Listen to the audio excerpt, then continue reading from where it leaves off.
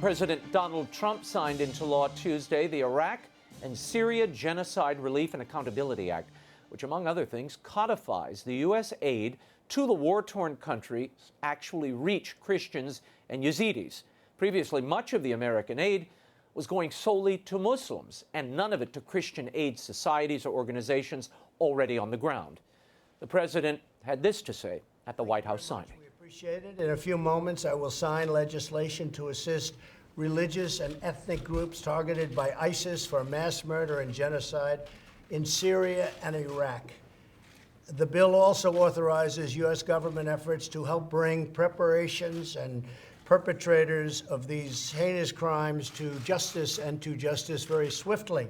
Joining me now is the co-chair of the House Pro-Life Caucus and the author of the newly signed bill providing aid to persecuted Christians in Iraq and Syria that we just mentioned, New Jersey Congressman Chris Smith. Congressman, thank you for being with us.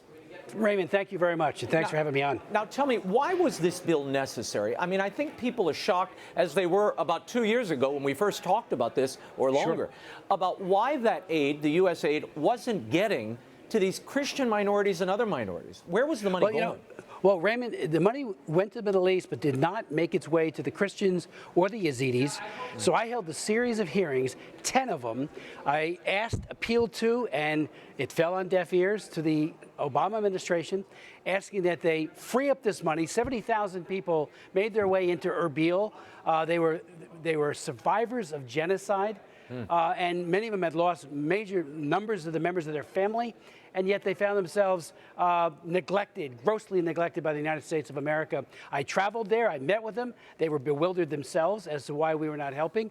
The Knights of Columbus certainly helped, $20 million plus, as did others. So I finally came to the conclusion I got to do a bill to compel it. And it was a bipartisan bill, I'm happy to say. And it was just signed 2 years later. It was held up in the Senate for over 18 months. But finally, at least it's going to happen, and there's still a lot of great needs that these individuals experience: food, clothing, shelter, medicines, reintegration.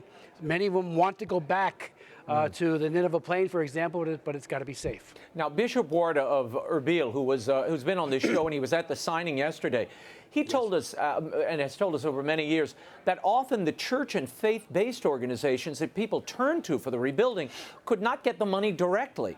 How important is it that this bill instructs that the monies from the United States aid not go through these NGOs or the UN? And who will they go to? They could go right to the archdiocese. Obviously they need to apply and ask for and make, the compelling needs known. They certainly are competent. They have provided in the most efficacious way something on the order of $80 million that was contributed, got it out to the most needy and the most, at risk. So, they have a track record that I think is second to none. I think it'll be very easy for USAID to help these, as we call them, entities that were bypassed in the past. There's a lot of hope. Archbishop Warda is a walking saint. He has done tremendous work. He leads with nobility and Christian love. And remember, a lot of these people were traumatized. They were either tortured themselves or they saw massive numbers of their family members and friends killed by ISIS. That takes a lot of recovery, and they're providing it from a church point of view and the trauma point of view, but they also need all the other necessities. Congressman Smith, let's talk about ISIS. They've left Mosul and the Nineveh Plains, where much of the Christian population was.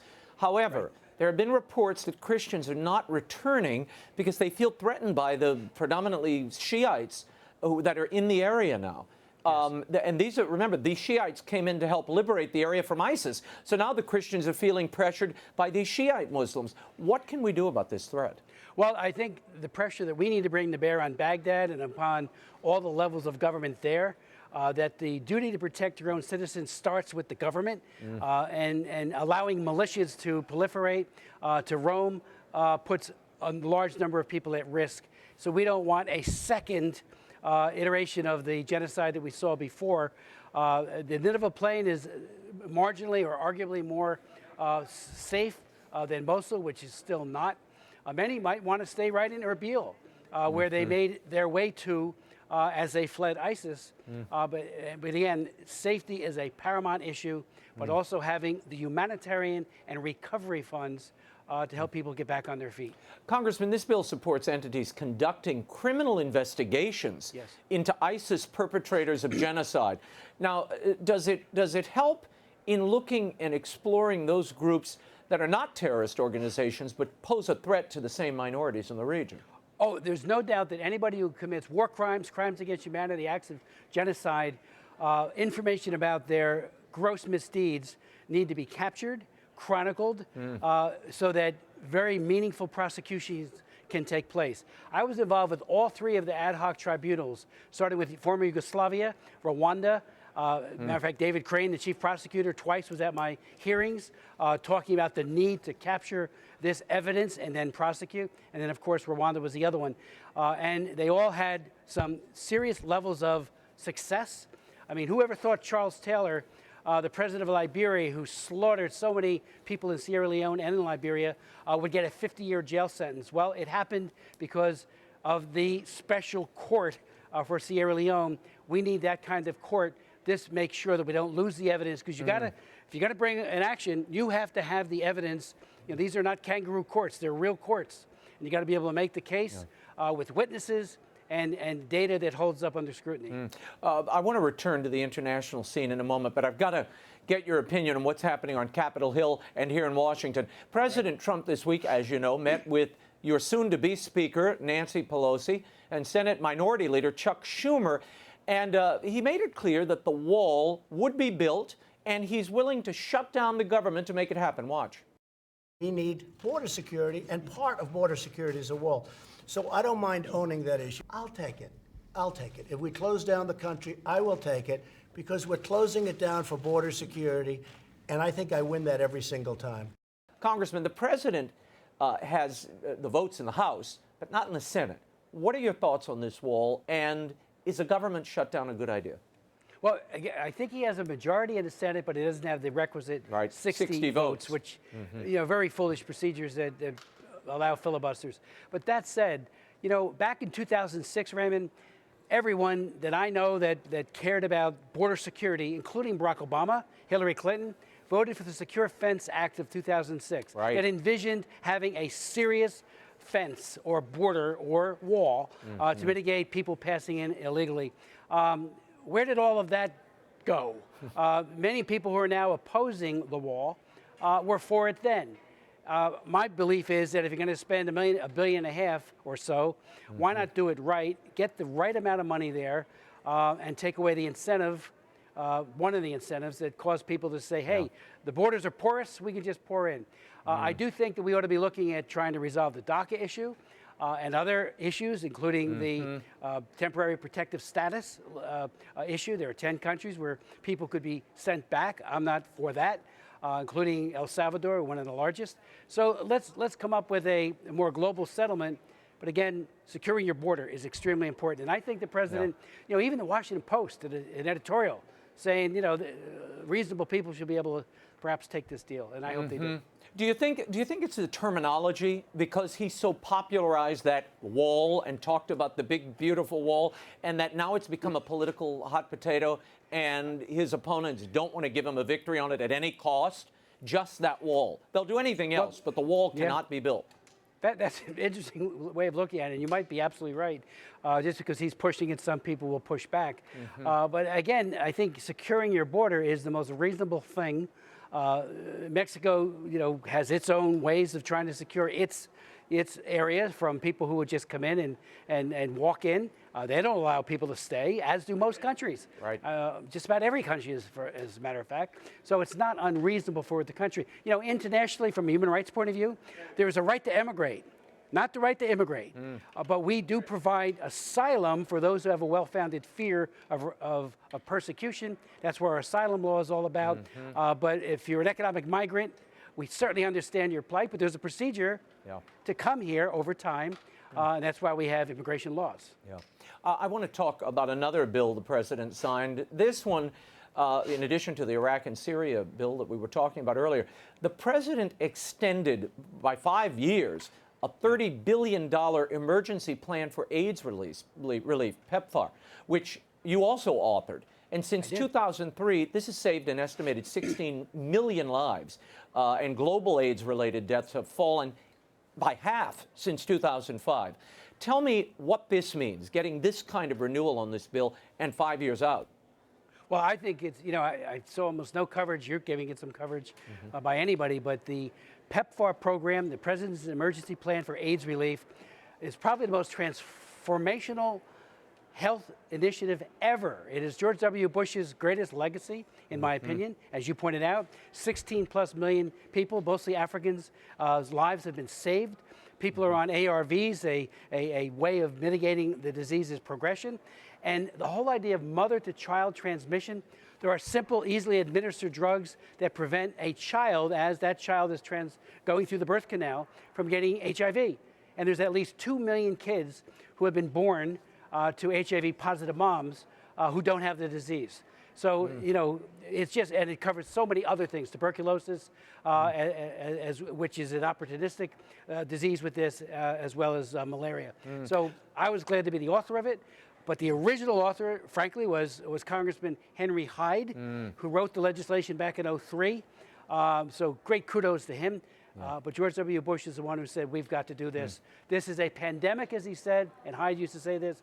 That's the equivalent of the Black Death in Europe, which claimed about 60% of all European lives. Had it not been stopped, it would have progressed exponentially. There are now 63 countries that get money pursuant to the PEPFAR program, and now at the tune of about $6 billion per year, according to my bill, law. They will continue to get that money, and maybe even more. It'll be a floor, not a ceiling. Congressman, you and several other members of Congress, Republicans and Democrats, have recently discussed plans to introduce a piece of legislation aimed at shedding light on China's treatment of its minority Muslim population, with hopes of ultimately tying those human rights to trade. Now, you pointed this problem out to the president before he met with Chairman Xi last month. What was his response? Well, I raised it with his people very strongly. I know he's been focused on trade policy. I think trade policy has to be intertwined with human rights policy. And unfortunately, back in May of 1994, because I remember it like it was yesterday, Bill Clinton severed the link between most favored nation status for China and fundamental, universally recognized human rights. That's when they took the measure of the United States and said, all they care about is profits. Right. And we've been playing catch-up ball ever since. Fast forward to right now, Xi Jinping is on a tear to destroy religion of every kind, from Christianity to Tibetan Buddhists, to the Muslim Uyghurs in the Xinjiang region. Right. I've held several hearings on it. So our new bill, Marco Rubio introduced it on the Senate side, me on the House. It's bipartisan. It's an effort to say to the president, you've got Global Magnitsky Act, you ought to be fining, holding to account, no visas, no ability to do trade here individually for those individuals who are part of this. Hold the country to account for this massive arrest and concentration camp mistreatment of Muslims in this region. There's over 1 million people who have been rounded up. We just had one woman who testified at our hearing last week, talked about how she was put into a room with 68 women. They had to stand, they couldn't even lay down in the cell. It was so tight. Unbelievable. They were abused sexually. They were put into what they call the tiger chair, which is this hideous means of torture employed systematically by Xi Jinping's China. And she says, I would have rather died than ever be subjected to that torture again. She said while she was in that cell, 9 women died. I mean, Americans, we have 6 members of the Foreign Service, they work with the Radio Free Asia, the Uyghur branch, 6 journalists. All of their families, almost to a person now, have been arrested by Xi Jinping's government in China and either disappear or we know they're being tortured. Rabia Qadir, the great human rights activist, she's had virtually her entire family and extended family, 80 people in all, cousins, right on through the in-laws, all rounded up and abused. This is one of the worst, and they're doing it to all the other religions. Xi Jinping did a thing, and I'll finish with this, a policy change that said that if you do not support the government in all ways, they're even rewriting the Bible, by the way. Right. If you're not supporting the government in all ways, we're gonna crush you. We're going to destroy you. They have surveillance equipment all over the place. We want our government to stop selling that surveillance Yeah, we're equipment. selling them the equipment. We're selling and I it. knew And they're you have putting a it in bill to churches stop that. to watch. Our bill would do that. It would stop it, and it would get very serious. And because this is a pariah nation now, they're right there with North Korea. I mean, I've seen the reports, and I know missionaries have gone there. They have now the facial recognition at the churches. Exactly. So they're seeing who goes in, and then they're tracking them no matter where they go in that village or all over China. That's right. It's the most intrusive. I mean, we know years ago, I held the first hearing on it when Google, Microsoft, Yahoo, and Cisco were lending that capability to the Chinese to surveil on the internet. Now it's everywhere. The Xinjiang province is where they've perfected it. And this big brother police state now is rolling it out. They're putting it in churches. They're putting those that they're allowing to stay up. Many of them have been crushed and crosses taken off the top, and the pastors arrested. Just 100 more Christians were arrested just a few days ago. Right. This is a crackdown that is right out of Mao Zedong's book of repression. Yeah, I was going to ask you about that. What do you make, I mean, picking up on what you're saying there, what do you make of this Vatican-Beijing agreement that, according to reports, gives the Chinese the ability to choose bishops, Catholic bishops, and they have welcomed members of the Patriotic Association in as fully fledged bishops. And as you've said, bishops have disappeared, churches are being destroyed, Catholics are being targeted. What are your thoughts on this agreement? Well, I think it's an egregiously flawed agreement, one of the most major blunders that I have ever seen. I know many people in the underground church. I actually visited with Bishop Xu of Baoding province in 1994 when he was briefly let out of prison. He spent maybe up to 44 decades, almost 40 years in prison, and he had nothing but love and compassion for his persecutor. I was amazed by him, but he's part of the underground church. And when you deal, right now to say that Beijing gets to pick and the Pope gets to ratify, I think that is, this undermines, I think, this unbelievably faithful underground church. And there's underground Protestants as well. Right. But the underground Catholics, Cardinal Zen, and his criticisms have been, I think, right on point. And I've watched your shows, Raymond. You've nailed it as well. So we would call on the Vatican to move in the other direction, because this is an invitation for being co-opted by a very atheistic / repressive regime. Yeah, no, it's an amazing agreement, and my heart breaks because you see these letters coming, and I get copied on them. These open letters that priests are writing there, the underground community is writing. They're holding fast, but it seems like the church is moving along with the Chinese regime, and they feel abandoned.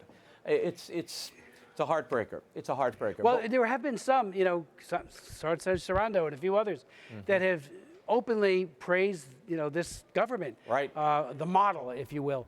I've never seen a government that is more repressive on such a massive scale, from their systematic and pervasive use of forced abortion. I mean, they're missing 62 million baby girls at various ages because of sex selection abortion pursuant to their draconian one-child per couple, now two-child per couple policy. The religious freedom issue went from very bad to unbearable within a couple of years. Right. Their NGO law is also, no contact with the West, or we're coming at you with a club. The secret police has been unleashed. They've always been there, but they're unleashed now on this wonderful society of Chinese people that are suffering. No, they need our prayers and support, and I know you're giving it to them. Congressman Smith, thank you so much for being here. You can follow all of Congressman Smith's projects and legislation at chrissmith.house.gov.